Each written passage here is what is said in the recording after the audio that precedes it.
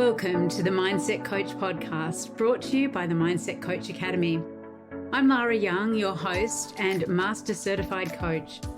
Whether you're a seasoned coach or just starting your coaching career, this podcast is your go-to resource for all things mindset, coaching, and personal development. Each week, we bring you expert insights, practical strategies, and inspirational stories to help you become the best coach you can be. Our guests range from leading industry professionals to successful mindset coaches who share their secrets for creating lasting change. Plus, I'll be answering your burning questions and sharing tips from our ICF and multi-accredited Mindset Coach certification program. So, if you're ready to elevate your coaching game, stay tuned and let's dive into today's episode. One of the things that is a key consideration when we are coaching is the time that it takes our clients to actually achieve the goal and how productive they are in actually taking action towards it. And so that's what we're going to explore today. And the objectives are really to help you identify the time needed for your clients to achieve their goals, to equip you with an understanding of motivation, procrastination, and momentum, and also to provide practical ways that you can help your clients to take action towards their goals.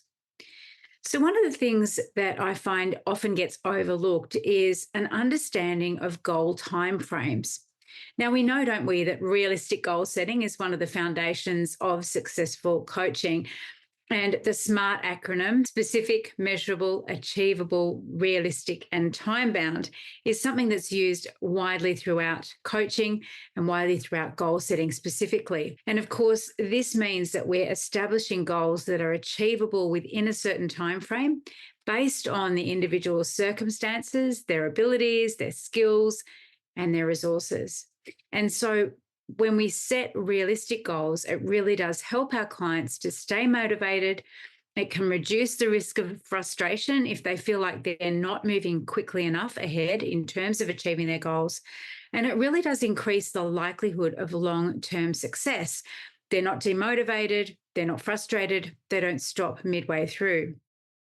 So in terms of understanding goal timeframes, though, and bringing in that realistic element, is we really need to do the following things. And the first thing is we need to make sure that we work with the client to completely understand what is their current situation. What are their strengths? Have they done something like this before? What are the resources that they can use, whether that's time, money, whether it's leveraging other people? And what limitations do they potentially have?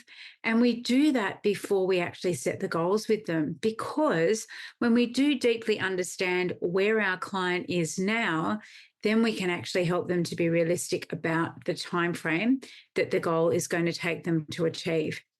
The other thing that we need to do is to make sure that we are setting milestones with our clients. And this involves, of course, breaking those larger goals into smaller, manageable milestones that can be achieved incrementally, so that we're actually breaking things down into tangible pieces that our clients can actually succeed at. And that success builds motivation to keep going. The other thing that we need to be aware of is flexibility. And this is really helping our clients to be flexible and open to adjusting their goals as their circumstances change. They may actually find as they're working towards a goal that something happens, an external influence, that's out of their control, and they need to make those adjustments. Equally, they may change their mind about elements of what it is that they want to achieve, and then we can help them to be flexible and to change the goal on that basis. The other important thing when we're understanding goal timeframes is to make sure that we're using metrics. Now, using metrics is really important because it helps us to know what is working, what isn't working, and maybe what needs more time as well. And again, that brings in that level of flexibility in terms of perhaps changing the goal based on how the client is tracking and understanding what maybe needs to change in order to make that goal a reality. So, for example, a client who's aiming to lose weight should set a goal that's realistic based on their current weight, their current lifestyle, and their health conditions. So, for example, if you are a weight loss coach, it's going to be very different if you're coaching someone who is postpartum. Versus someone, for example, who may be at risk of type 2 diabetes. So, versus someone who is an athlete, right? And they're looking at wanting to get back in shape for running the London Marathon, for example. And so we can be realistic with our clients based on those current situations, those current circumstances that relate to the goal. And so we know, of course, that it's realistic to lose between 1 and 2 pounds a week, between half a kilo and a kilo a week. Another example is an entrepreneur planning to launch a business. They should set realistic timeframes for different phases, such as market research, product development, and launch. Oftentimes, we find people do not allocate enough time to be able to achieve the things that they want to do to set those foundations for actually getting their business out there into the world. And another example is a client wanting to meet their life partner. So they need to take into account the time for dating, for building a relationship, and for really developing their communication skills and their own relationship skills as well. Now, sure, if you're a dating coach, you may have a client who actually meets someone very, very quickly, but there will be people who will take months, even years, to find that relationship that's going to last for them. So, understanding the typical timeframes required to achieve these goals is essential for both you as the coach and for your client. This allows for better planning, setting realistic expectations, and providing appropriate support throughout the process. You want to help your clients to maintain momentum and keep their motivation high. So we know that timeframes are variable and they can vary widely based on individual circumstances, but having a general understanding helps in setting expectations for you and your client. Research and data. We want you to start using existing research and data to provide baseline timelines for common goals that your clients come to you to achieve. Look back at the clients that you've had so far in your coaching career. How long has it taken them to achieve the goals? And again, you can create this for yourself. I'm going to get you to do some activities where you're going to write down these things because you have all that information to hand. And if you're brand new to coaching, or if you haven't coached very many clients, start now. Start looking at how long has it taken for people to actually achieve the goal.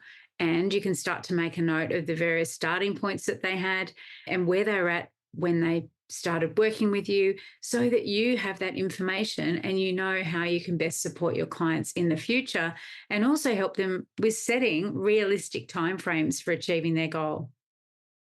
The other thing that you need to be very aware of as a coach, the goal-specific factors, because we know that different goals have unique factors that influence their time frame, right?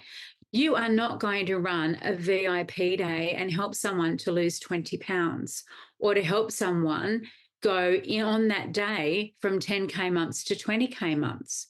So things like losing weight, becoming visible online, building a business, even building confidence, they do necessarily take time. Getting a job, getting a new job, getting a promotion, dating.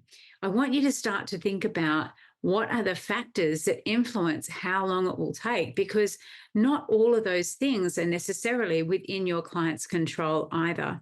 So there are some things that we know logically from a physiological perspective when it comes to, for example, training for the London Marathon or losing weight take time. We also know that things like building a business do take time as well.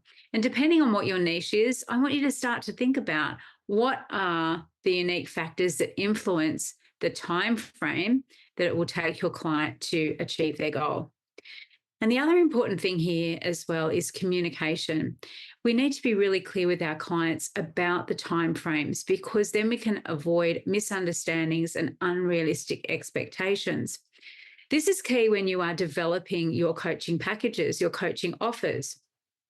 Because as I said just earlier, You can have a VIP day, certainly for your client, to really hone in on their goal, to understand their values, to even identify some of those blocks that are holding them back and the resources that they have. You may even be able to do some belief work in a VIP day or a VIP few days. But that doesn't take away the need for the time it will take your client to actually achieve the intended outcome at the end of it. It will accelerate it if you're helping your clients to, for example, as we do as mindset coaches, to clear the blocks and barriers to success and to really harness the power of their unconscious and subconscious mind in achieving goals. But they're not going to walk out of that 1, 2, or 3 day VIP with you having achieved the goal. They'll certainly be well on their way, though. So here are some examples. So we look at weight loss and we think about the time frame, the trajectory for that. We know that a safe and sustainable weight loss rate is generally 1 to 2 pounds a week, meaning that a goal of losing 20 pounds might realistically take 10 to 20 weeks, again, depending on your client and depending on their circumstances. Building a business. When we outline the typical stages and timeframes for starting a business, such as market research, which can take anywhere from 1 to 3 months, developing a business plan, 1 to 2 months, securing funding could be 3 to 6 months, and launching could be 6 to 12 months.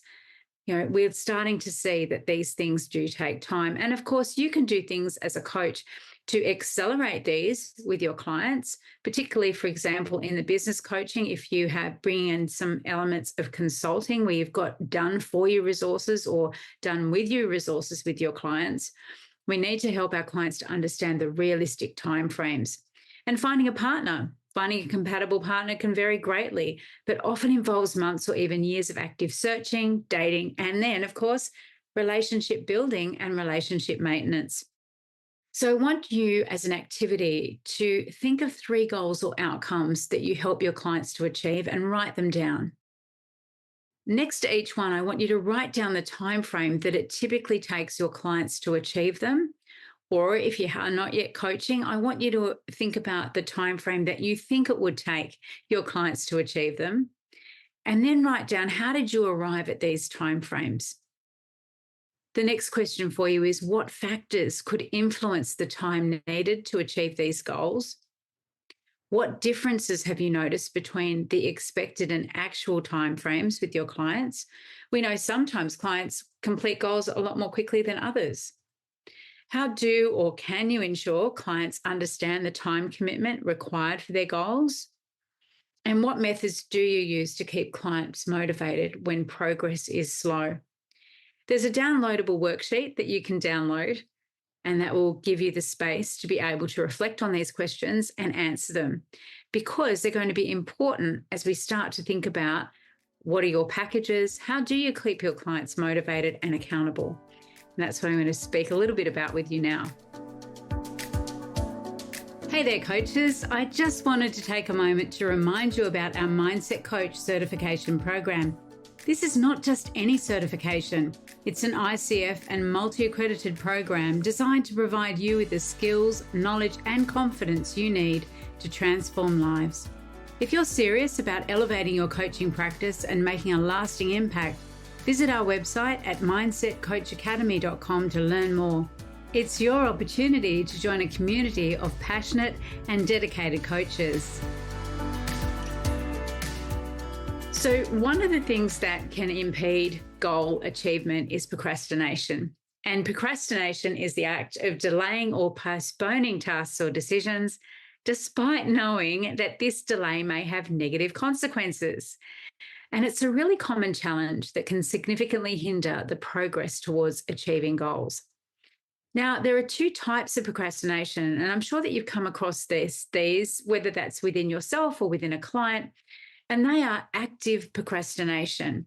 Now, active procrastination is where you're actually delaying tasks so that you're working under pressure. And this actually can be part of someone's motivation strategy. So we all know people, and maybe you're one of them, who always says, I always leave things to the last minute. I need that level of stress, that level of pressure, the potential negative consequence of not getting something done in order to motivate me to take action. And that is partly a strategy. And for some people, it works really, really well, unless it starts to impact, that level of stress starts to impact on their health and their general well-being. And there's active procrastination, where we know that we're doing it deliberately to get a sense, a feeling of emotion, a feeling of stress that is then going to increase motivation and drive us towards taking action. The other type of procrastination is passive procrastination. And this is actually where we avoid tasks without engaging in other productive activities. So this is where we just don't do it. And we may do things like scroll through social media or suddenly pay attention to that messy drawer in the kitchen and decide that it needs to be sorted out. Now, procrastination actually has a psychological impact, and it can lead to feelings of guilt, stress, and anxiety. Feeling guilty that I haven't taken action, feeling stressed that I haven't taken action, and feeling anxious about the consequences. Now, each of those emotions, those emotional states, do not lead to action. They don't lead to motivation. And so they can further slow your progress, your client's progress. And so what happens when we are procrastinating is that our productivity is lower, we delay the achievement of goals, and it can lead to missed opportunities and diminished self-esteem. Now, this is important because if we do not take action, we're procrastinating, we could miss opportunities because we're still engaged in completing the first goal, the first part, the first thing that we need to do. And it also, because we don't get that feeling of self-efficacy, which is feeling masterful, feeling confident and competent, then we start to feel less good about ourselves, and it impacts on our self-esteem. And again, when we have an impact on our self-esteem, it's a different energy level that isn't really conducive to taking action. So there are lots of different causes of procrastination. And I've actually done a podcast episode, I think it was in season 2, around the beliefs that lead to procrastination. But let's explore here some of the causes. So the first one is fear of failure. So clients may procrastinate because they're afraid of not succeeding, leading them to avoid starting tasks altogether. Now, another one, which is equally as common, is a fear of success. Some clients don't start because they're afraid of succeeding, and so they delay taking action.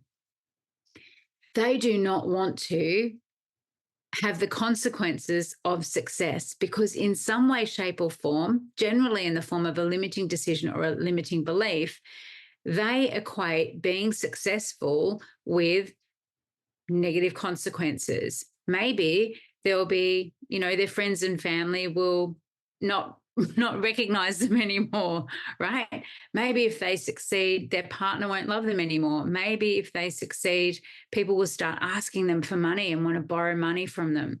Maybe if they succeed, their existing friends will think, oh, she or he or they gotten too big for their boots.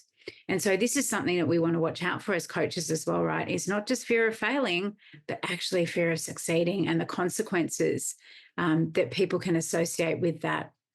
The next is perfectionism. This is when people want to perform tasks perfectly, and until it's perfect, they will not move on. And so this causes delay because the client either waits for the first step to be perfect, or they're waiting for the perfect moment to start or the perfect conditions in which to take action. The next is a lack of motivation. And so when our client doesn't have a strong internal drive or a clear purpose, they may struggle to start or complete tasks.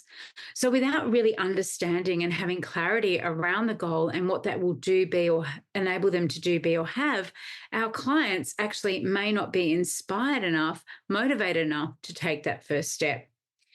The next is overwhelm. Sometimes people feel so overwhelmed by the sheer size and complexity of a task that they can avoid doing it. They put it off. They do other things instead. Have you heard of the saying, what's the best way to eat an elephant? It's one bite at a time. And we as coaches can really help our clients with feelings of overwhelm by breaking goals down into manageable bite-sized pieces. And that's where the term bite-sized pieces come from. It's all about the phrase, how do you eat an elephant? One bite at a time. The next cause of procrastination is poor time management. Now, this could be that your client has inadequate planning or prioritization, because what happens is we tend to procrastinate more if we've got more tasks to do, because again, that leads us to feel that sense of overwhelm. And the final one is distractions. So this is external distractions like social media, household chores. They can divert attention away from important tasks. And I know that there are definitely some heads nodding as I'm saying this. Maybe you recognize your own procrastination strategy. Maybe it is to suddenly have that cleaning that you absolutely have to do be more important than whatever goal it is that you'll set yourself to achieve. So, how do we identify if our clients are procrastinating or not? Well, sometimes our clients will just say to us, I procrastinate, or I'm procrastinating. There are other ways, though. So, we can start to pay attention to their behavioral patterns. Now, as a coach, when you're tasking your client, you may notice that they don't start straight away or they don't complete a task that you've asked them to do. So, you can notice patterns of delays and avoidance in your client behavior. Do they get in touch with you? Do they participate fully in the coaching process? Then you can also look at self-reported experiences. So you can encourage clients to share their feelings and thoughts about tasks that they're delaying. You can ask them, I've noticed that you seem to be putting off doing X. Tell me a bit more about that. Or can you tell me what's the reason for that? What would happen if you started it? You can also use assessment tools like questionnaires or self-assessment tools to help clients recognize their procrastination tendencies. If a client procrastinates in one area of their life, do they procrastinate in other areas of their life? And that's really important information for us to know as coaches, because what we do then is we can understand that they have a procrastination strategy which operates in terms of one potential area in their life. Maybe it's in terms of goal achievement, but they don't in other areas. And that tells us that they do know how to have motivation, how to be motivated, how to complete, how to start tasks. And that's really useful information for us. So an example of this, the things you might discover are that a client avoids networking events due to social anxiety. So they may have a fear of failure there, potentially. And so what we would notice in the behavioral patterns is that if we in a coaching session and some of the actions that the client says that they could do is to participate in networking events. And then when we follow up with them, we ask them, how did the networking event go? And they say, I didn't go. Then we can dig a little deeper as to why and what happened. And then another example would be another client delays writing a book because they want each chapter to be perfect. And again, this can be perfectionism. So we're going to be starting to look out for procrastination tendencies in our clients and really explore that with them and help them to move forward. So how do we help them to do that? Well, in order to overcome procrastination, there are several things that you can do. The first thing is to break tasks into smaller steps. This really helps with things like overwhelm, because when we divide our tasks into smaller steps and manageable chunks, they become less daunting. If we're focusing on the very first step rather than a whole staircase, then it doesn't seem as challenging.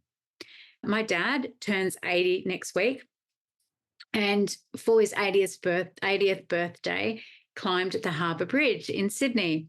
And he said one of the key things that they realised was that if they just looked down at the steps and the ladders that they were climbing, then it seemed less daunting. It seemed less scary than if they were to look up at all the pylons above them on the beautiful arc of the Harbour Bridge. Then it had a completely different impact. So when we do that, when we focus on looking down at taking the very next step, whether that's in achieving goals, climbing a mountain or climbing the Harbour Bridge, it can make a huge difference in terms of the momentum that we can start and keep making.